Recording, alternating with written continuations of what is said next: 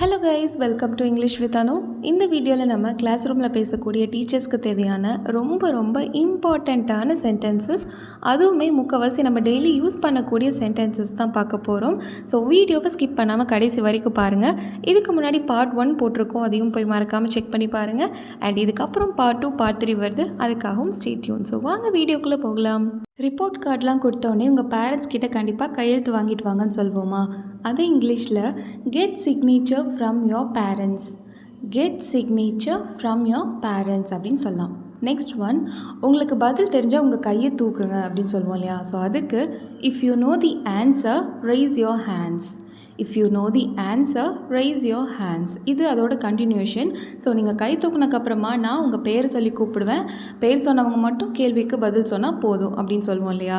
So அதுக்கு I'll call out the name, then you may answer. I'll call out the name, then you may answer. இன்றைக்கி பிரியா ஏன் வரலன்னு யாருக்காவது தெரியுமா? Does any one know why Priya is absent today?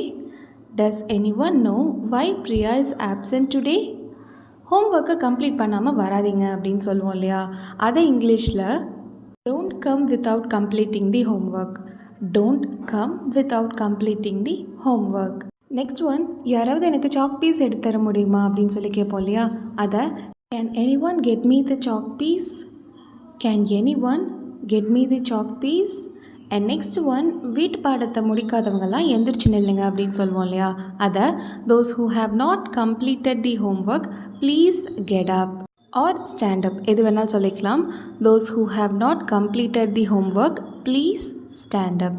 And next one, நம்ம ஏதாவது கொஷின்ஸ்லாம் கேட்டுட்டு இது கரெக்டாக தப்பான்னு சொல்லுங்கன்னு சொல்லுவோம் இல்லையா? அதுக்கு say whether it is right or wrong. Say whether it is right or wrong. Washroom போகிறதுக்காக ஸ்டூடெண்ட்ஸ் பெர்மிஷன் கேட்கும்போது நம்ம என்ன சொல்வோம்? நீ போகலாம், ஆனால் ஸ்ட்ரெயிட்டாக கிளாஸ்க்கு தான் வரணும், வேறு எங்கேயும் போகக்கூடாதுன்னு சொல்லுவோம் இல்லையா? ஸோ அதை இங்கிலீஷில் you may go but come back straight away. You may go but come back straight away அப்படின்னு சொல்லலாம்.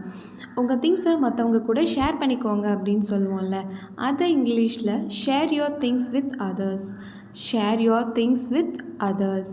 உங்கள் புக்கை கையில் பிடிச்சிக்கோங்க அப்படின்னு சொல்லுவோம்ல, அதை hold your books in your hands.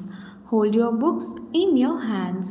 ஒரு ஸ்டூடெண்ட் அகெயின் அண்ட் அகெயின் ஒரே மிஸ்டேக் பண்ணிகிட்டு இருந்தாங்கன்னா நீ மீண்டும் அதே தவறு செய்கிறேன்னு சொல்லுவோம்ல, அதை இங்கிலீஷில் you are making the same mistake again and again. You are making the same mistake again and again அப்படின்னு சொல்லலாம். நெக்ஸ்ட் ஒன், எழுதுறதை நிறுத்துங்க. Stop writing. Stop writing. ஒவ்வொருத்தராக வாங்க அப்படின்னு சொல்கிறத come one by one. Come one by one. பேசாத. Don't talk. Don't talk. ஒரு ஸ்டூடெண்ட் அவங்களோட படிப்புலையோ இல்லை ரீட் பண்ணுறதுலையோ கொஞ்சம் முன்னேறி இருக்காங்க அப்படின்னா அதை நம்ம அப்ரிஷியேட் பண்ணுற விதமாக யூ ஹாவ் இம்ப்ரூவ்டு அப்படின்னு சொல்லலாம். யூ ஹாவ் இம்ப்ரூவ்ட் அப்படின்னு சொல்லலாம். எல்லாரும் உட்காருங்க. Please be seated. Please be seated. இந்த காம்படிஷனில் நீங்கள் எல்லாருமே கலந்துக்கணும் அப்படின்னு நம்ம சொல்லுவோம் இல்லையா? அதை எப்படி சொல்லலாம் அப்படின்னா I want you all to join in. I want you all to join in. இடைவேளைக்கு பிறகு நம்ம நூலகத்தில் சந்திக்கலாம். இதை இங்கிலீஷில் see you in the library after break. see you in the library after break அப்படின்னு சொல்லலாம். உங்கள் டெஸ்கெல்லாம் ரவுண்ட் ஷேப்பில் அரேஞ்ச் பண்ணுங்கன்னு சொல்லுவோம்ல, அதுக்கு make a circle with your desk. Make a circle with your desk அப்படின்னு சொல்லலாம். ஸோ ஒரு ஸ்டூடெண்ட் சொல்கிற பதில் ஃபுல்லாக கரெக்ட் இல்லை, ஆனால் அவங்க ஆன்சரை நெருங்கியிருப்பாங்க. ஸோ அந்த சுச்சுவேஷனில் இல்லாமல் நீ சொல்கிற ஆன்சர் கிட்டத்தட்ட சரி அப்படின்னு சொல்லுவோம்ல, அதை நம்ம இங்கிலீஷில் you were almost right. You were almost right அப்படின்னு சொல்லலாம். நீ உன் இடத்துக்கு திரும்பலாம் அப்படிங்கிறத you may go back to your place. You may go back to your place அப்படின்னு சொல்லலாம். ஸோ டெஸ்ட்டில் கம்மி மார்க் எடுத்திருக்காங்க அப்படிங்கிற சமயத்தில் நம்ம ரீடெஸ்ட் எடுக்க சொல்வோம். ஸோ அதே டெஸ்ட்டை மறுபடியும் எழுத சொல்வோம். அதை இங்கிலீஷில் retake the test. Retake the test அப்படின்னு சொல்லலாம். Or else retake the exam அப்படியும் நம்ம சொல்லலாம். நீங்கள் உள்ளே வரலாம். You may come in. You may come in. ஒரு ஸ்டூடெண்ட் கண்டினியூஸாக லீவ் எடுத்துகிட்ருக்காங்க, இல்லைனா அடிக்கடி லீவ் எடுக்கிறாங்க அப்படின்னா நம்ம என்ன சொல்வோம்? ஸோ நாளையிலேருந்து நீ கண்டிப்பாக ஸ்கூலுக்கு வரணும் அப்படின்னு சொல்லுவோம் இல்லையா? ஸோ அதை இங்கிலீஷில் tomorrow onwards you have to come regularly.